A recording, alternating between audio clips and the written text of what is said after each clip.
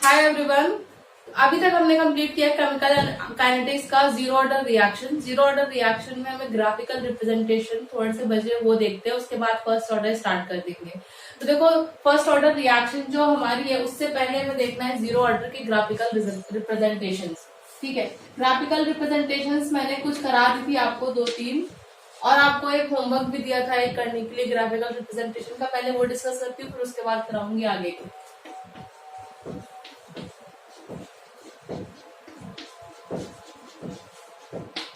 मैंने आपको जो होमवर्क में दिया था वो दिया था रेट वर्सेस टेम्परेचर के लिए।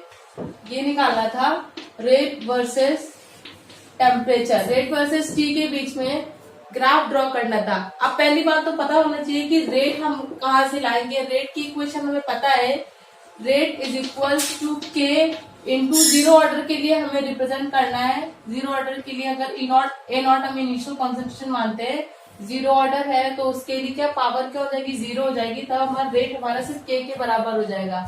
अब हमें टी और रेट पे निकालना है क्या रिलेशन है। देखो कैसे निकालेंगे।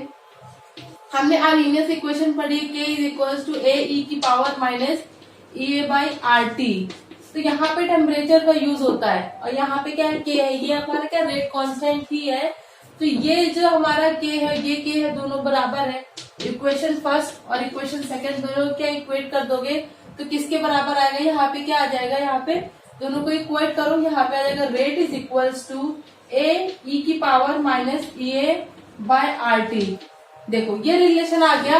अब इसी रिलेशन से हमें ग्राफ ड्रॉ करना है, इसी रिलेशन से हमें क्या ग्राफ ड्रॉ करना है। अब देखो, अब क्या नोटिस करोगे, देखो कि आर और टी के बीच में हमें जब ग्राफ ड्रॉ करना है तो सिंपल यहाँ पे पहले हम ग्राफ ड्रॉ कर लेंगे और रेट और टेम्परेचर के बीच में हमने क्या वाई एक्सिस बना दिया रेट, एक्स एक्सिस बना दिया टेम्परेचर।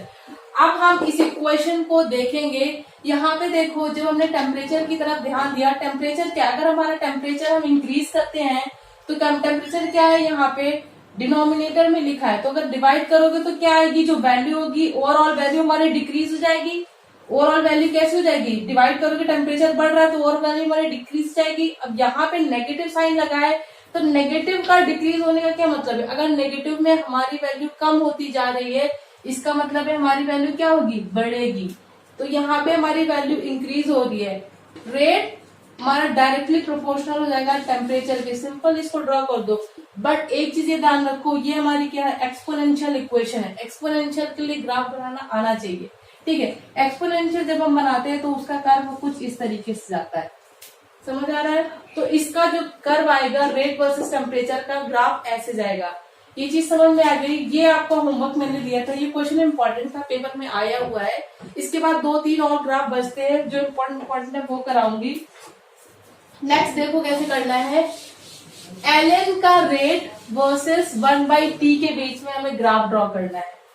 किसके बीच में ड्रॉ करना है, सेकंड देखो, फर्स्ट यहाँ से स्टार्ट करते क्योंकि वो तो होमवर्क ही था, पिछले वाले में काउंट हो गया था।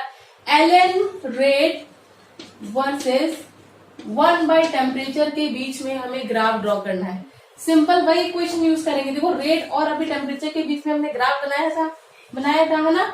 तो हमें क्या करना है, अब सिर्फ एल ले लेना है। वही इक्वेशन लिखते हैं, रेट इज इक्वल्स टू ए ई की power minus E A by R T. ये हमने लिख लिया। अब देखो यहाँ पे एल के बीच में हमें पूछा है, एल और 1/t के बीच में ग्राफ पूछा गया है। तो सिंपल इस इक्वेशन का अगर एल ले लेते हैं, L rate is equals to L A आ जाएगा और यहाँ पे क्या है, एल ई क्या हो जाता है, सिंपल हमारा बेस में आ जाएगा ये चीज।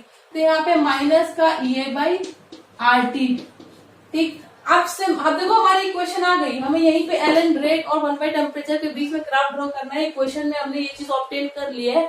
अब सिंपल देखो एल रेट वर्सेस यहाँ पे क्या है टेम्परेचर। इसको देखो ओपन करके लिखती हूँ तो आपको ज्यादा अच्छे से समझ में आएगा।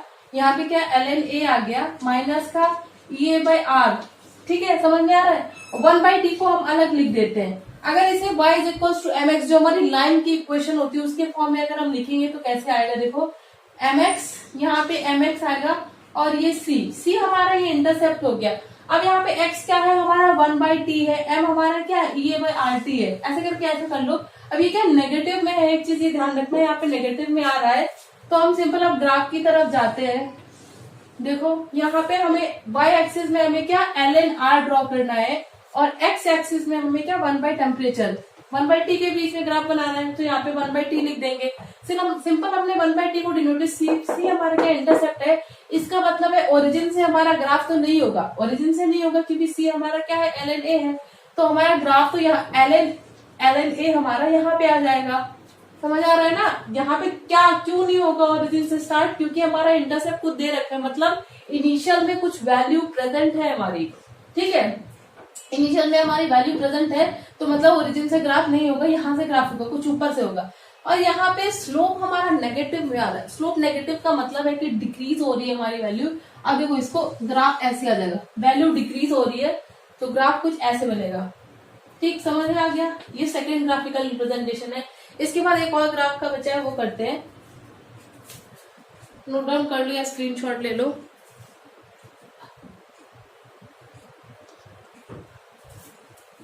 देखो नेक्स्ट करते हैं, नेक्स्ट क्या है ग्राफ, नेक्स्ट है हमारा, अब देखो यहाँ पे log R versus 1 by temperature के बीच में ग्राफ ड्रॉ करना है, log R versus 1 by temperature, इसके बीच में ग्राफ ड्रॉ करना है। वही वाला है अभी हमने एल एन के फॉर्म में निकाला था, देखो वही सेम वही इक्वेशन लिख लो मैंने जो निकाली थी। यहाँ पे क्या आया था, l n r is equals to l n a minus का e a by r into 1/t, ऐसे थी ये सेम। अब यहाँ पे क्या लॉग के फॉर्म में है, मैंने आपको लॉग की वैल्यूज कैलकुलेट करना बताया था कि लॉग कैसे कैलकुलेट करते हैं, एल एन को लॉग में कैसे कन्वर्ट करते हैं, सिंपल हमें 2.303 से मल्टीप्लाई कर दो, एल एन तुम्हारा लॉग में कन्वर्ट हो जाएगा, यहाँ पे मल्टीप्लाई करो 2.303, यहाँ पे कर दो log r is equal to, पूरे में मल्टीप्लाई करना है क्योंकि यहाँ इस ये वाला जो एल एन है इसको भी तो लॉग में कन्वर्ट करना पड़ेगा। यहाँ पे हमने क्या कर दिया, इसको भी चेंज कर दिया, इसको भी चेंज कर दो, सिंपल 2.303 से मल्टीप्लाई करना है, यहाँ पे क्या कर लॉग ए आ जाएगा। अब देखो यहाँ पे एल एन नहीं दे रखा है, जब वैल्यू गिवन ही नहीं है तो वहां पे मल्टीप्लाई नहीं करना, सिंपल जो वैल्यू लिखी एज इट इज वही वैल्यू नोट डाउन कर दो।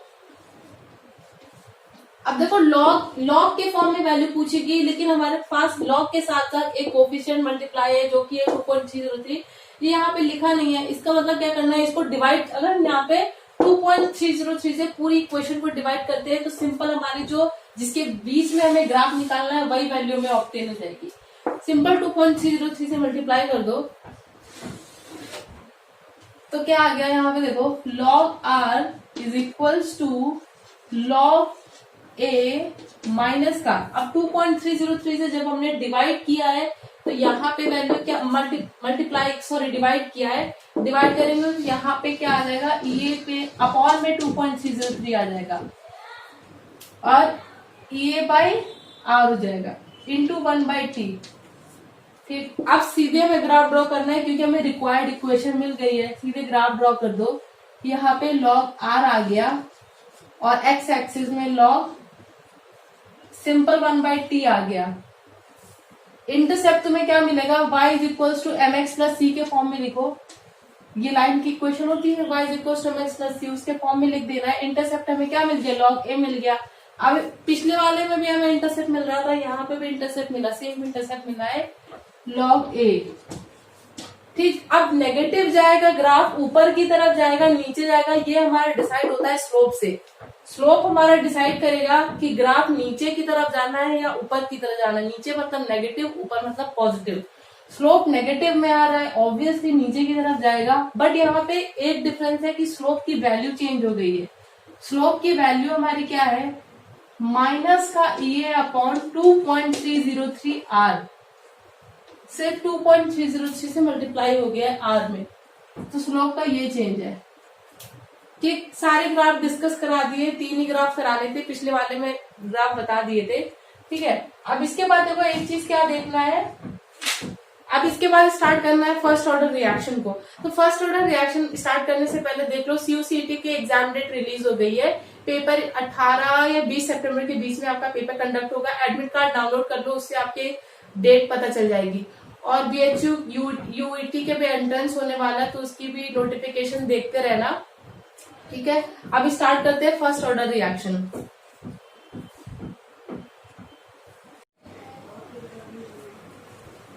देखो फर्स्ट ऑर्डर रिएक्शन स्टार्ट करनी है। फर्स्ट ऑर्डर रिएक्शन तो बहुत ही इंपॉर्टेंट है, पता है ये पेपर में ये पूछा जाता है हर साल। फर्स्ट ऑर्डर रिएक्शन से कोई ना कोई क्वेश्चन आ ही जाता है, चाहे हाफ लाइफ से क्वेश्चन पूछ लेता है, चाहे इंटीग्रेटेड, चाहे डिफरेंशियल फॉर्म, किसी ना किसी तरीके से इसके क्वेश्चन देखने को मिलता है फर्स्ट ऑर्डर रिएक्शन का। अब फर्स्ट ऑर्डर रिएक्शन के लिए मैं इसका इंटीग्रेटेड फॉर्म डिराइव नहीं करूंगी, क्वेश्चन कैसे आएगी वो बता रही हूँ आपको। देखो इसकी इक्वेशन होती है K इज इक्वल्स टू, अगर देखो कोई रिएक्टेंट तुम्हारा समझो A दे रखा है, A तुम्हारा प्रोडक्ट में कन्वर्ट हुआ है, तो इनिशियल कॉन्सेंट्रेशन हमने स्मॉल a मान ली, कुछ इनिशियल कॉन्सेंट्रेशन दे रखी है रिएक्टेंट की, रिएक्टेंट का प्रोडक्ट में कन्वर्ट होना है, मतलब हमारा रिएक्टेंट एक हिसाब से कंज्यूम होना है। तो रिएक्टेंट कंज्यूम हमारा क्या टाइम, अगर हम टाइम 0 में कोई भी हमारी रिएक्शन अभी स्टार्ट ही नहीं हुई है, रिएक्शन स्टार्ट नहीं हुई है मतलब प्रोडक्ट बना ही नहीं है। अगर टाइम t पे लेते हैं, टाइम t पे हमने क्या करा, रिएक्शन हमारी कुछ कन्वर्ट हो गई है, a माइनस का x, यहाँ पे क्या प्रोडक्ट बना हमारा x बन गया। अब इसके बाद हमें क्या करना है, रिएक्शन जब हम यहाँ पे देखते हैं तो क्या आएगा, k is equal to 1/t ln a minus का x। ये हमारी फर्स्ट ऑर्डर के लिए ये रिएक्शन होती है। फर्स्ट ऑर्डर के लिए हमारा क्या है, रेट हमें इस फॉर्म में लिखना है, कभी क्वेश्चन आएगा हमें इसी फॉर्म में रेट को लिखना है, और इसी से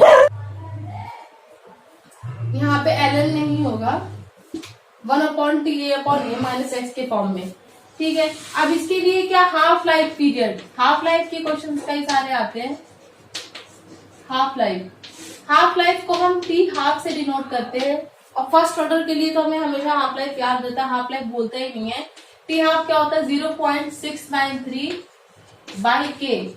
अब देखो कभी कोई कंफ्यूजन हो कि हाफ लाइफ याद नहीं होता कि हाफ लाइफ के यहाँ पे क्या वैल्यू आएगी, तो क्या करना, हाफ लाइफ तुम्हारा जो रेट कांस्टेंट होता है, रेट कांस्टेंट को के से डिनोट करते हैं, उसके इनवर्सली प्रोपोर्शनल होता है हमेशा, चाहे किसी भी ऑर्डर के। जब जनरल फॉर्म बताऊंगी, जनरल फॉर्म में भी नोटिस करोगे जो हाफ लाइफ पीरियड होता है वो तुम्हारा रेट कांस्टेंट के इनवर्स होता है, ठीक है। इतना समझ में आ गया। सेकेंड ऑर्डर रिएक्शन नेक्स्ट वाले में एक्सप्लेन करूंगी, और फर्स्ट ऑर्डर रिएक्शन की ग्राफिकल रिप्रेजेंटेशन है उसे भी नेक्स्ट वाले में बताऊंगी। तो थैंक्स फॉर वॉचिंग, चैनल को लाइक करो, सब्सक्राइब करो, शेयर करो जितना ज्यादा से ज्यादा हो सके, और अपडेटेड रहो। बीएचयू का यूईटी का एग्जाम होने वाला है, सीयूसीटी के एग्जाम के लिए, यूजी पीजी पीएचडी जिसे करनी है उनके लिए भी एग्जाम डेट रिलीज हो गई। जिन्होंने फॉर्म भर रखा है पहले से ही, क्योंकि ये जून का फॉर्म है, पहले से जिन्होंने फॉर्म भर रखा है वो अपना एडमिट कार्ड डाउनलोड कर लो। पेपर आपका होगा 18 से 20 सितंबर के बीच में, तो अपना प्रिपेयर करते रहो। Thank you so much.